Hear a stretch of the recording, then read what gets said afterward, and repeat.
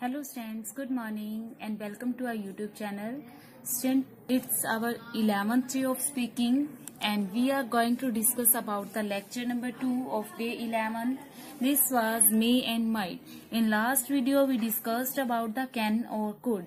तो student models आपके लिए बहुत ज्यादा इम्पोर्टेंट है, सभी मॉडल्स इम्पोर्टेंट है, लेकिन हम अपने स्पीकिंग के लेक्चर के अकॉर्डिंग चलेंगे तो लेक्चर के अकॉर्डिंग हमारा कैन, कुड, मे और माइट ही अभी 11th लेक्चर में आया है, तो इनके बारे में डिस्कस करेंगे। तो जैसे जैसे आगे आगे चैप्टर में अगले मॉडल्स आएंगे तो उनको भी हम डिस्कस करते रहेंगे।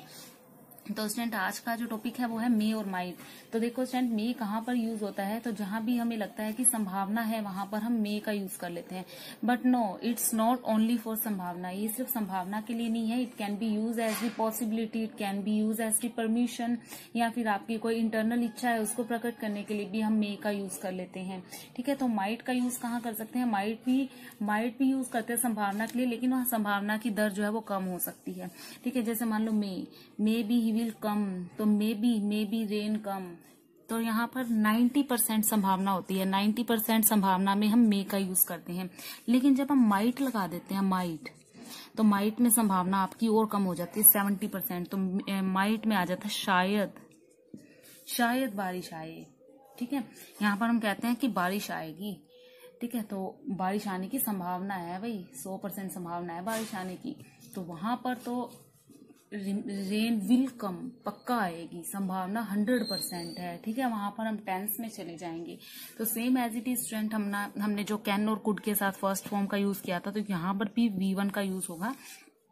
तो जब शायद की बात आ जाए, शायद ही वो आए, तब हम माइट यूज करते हैं। ठीक है, सेकंड बात हम कह सकते हैं कि जो मे का पास्ट होता है ना, मे का जो पास्ट होता है वो हो जाता है आपका माइट। ठीक है, उसमें भी इसको यूज करते हैं। आगे हम पढ़ेंगे कि ये क्यों क्यों यूज होता है, किस किस जो है पॉसिबिलिटी के लिए हम मे और माइट का यूज कर सकते हैं। तो सबसे पहले जो मे है वो यूज हो सकता है आज्ञा के लिए। ठीक है, आज्ञा लेने के लिए यूज किया जाता है। ठीक है, तो देखो यहाँ पे रेस करती हूँ और आप इसको नोट करते रहना कि मे कहाँ कहाँ यूज हो सकता है। ठीक है, साथ साथ आपके एग्जाम्पल आते रहेंगे, वहां पर देखते जाना। ठीक है, तो मे सबसे पहले आज्ञा के लिए यूज किया जा सकता है।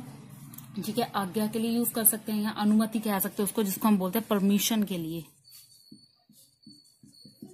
परमिशन के लिए। ठीक है, जिसको हम बोलते हैं आज्ञा या अनुमति के लिए। आज्ञा या अनुमति के लिए कैसे यूज होता है, देखो स्टूडेंट आपके यहाँ पर साइड में शो हो रहा है। जैसे मे आई कम इन सर, तो यहाँ पर हम आज्ञा ले रहे हैं। ठीक है, मे आई कम इन सर या मैम, मे आई कम इन सर या मैम। ठीक है, तो क्या मैं अंदर आ सकता हूँ, तो यहाँ पर हमारा क्या यूज हो रहा है स्टूडेंट, आज्ञा के लिए। क्या मैं अंदर आ सकता हूँ, दैट इज फॉर योर आज्ञा। ठीक है, परमिशन। और सेकंड बात करते हैं हम पॉसिबिलिटी के लिए, संभावना के लिए। ठीक है, तो मे एज पॉसिबिलिटी, पॉसिबिलिटी के लिए यानी कि संभावना के लिए, किसी चीज की संभावना के लिए।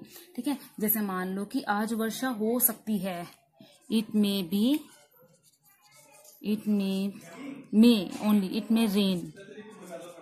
May rain today.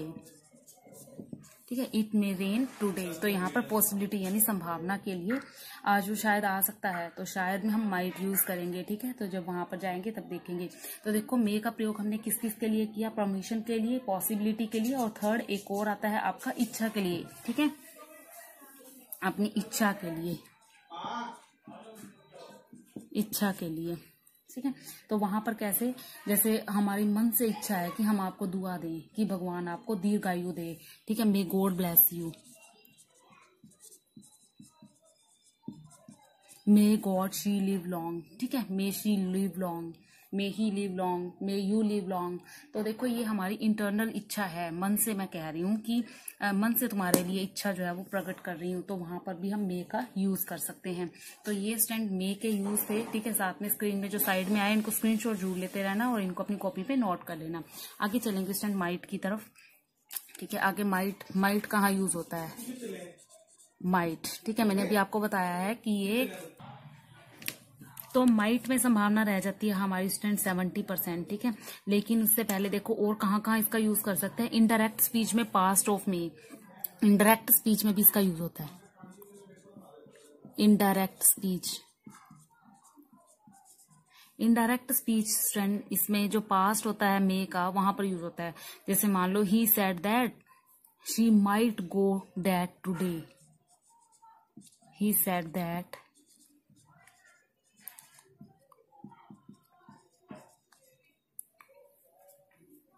She might go that today.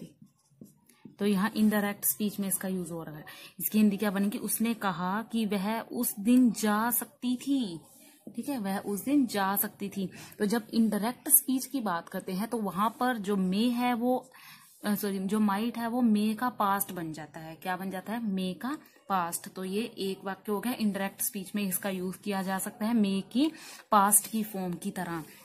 और उसके बाद सेकंड, वाक्य में मुख्य क्रिया के रूप में भी यूज किया जाता है। ठीक है, वाक्य में मुख्य क्रिया के रूप में यूज किया जाता है।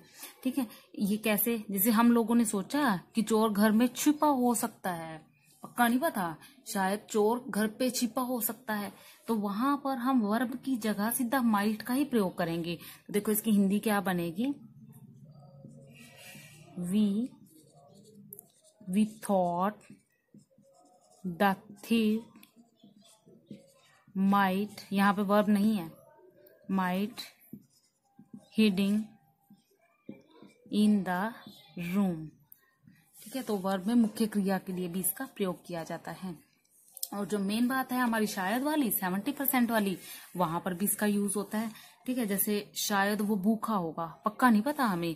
ठीक है, शायद वो भूखा होगा, ही माइट बी हंग्री। ठीक है, शायद वो आता ही होगा। ठीक है ना, तो वहां पर हम इसका यूज करते। शायद सोहन ने उसकी मदद की होगी, Sohan might have helped him.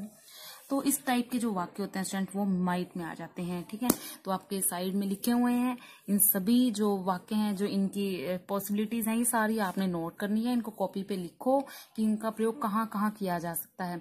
तो स्टूडेंट हमारा जो आपका जो डे 11 था, इसके दोनों लेक्चर हमने कंप्लीट कर लिए हैं। फर्स्ट लेक्चर में हमने कैन कुड किया था, सेकंड में मे माइट किया था। तो इसके लेक्चर थर्ड में स्टूडेंट हम कैन कुड मे माइट चारों के एग्जाम्पल्स करेंगे। तो उस पार्ट को जरूर देखना।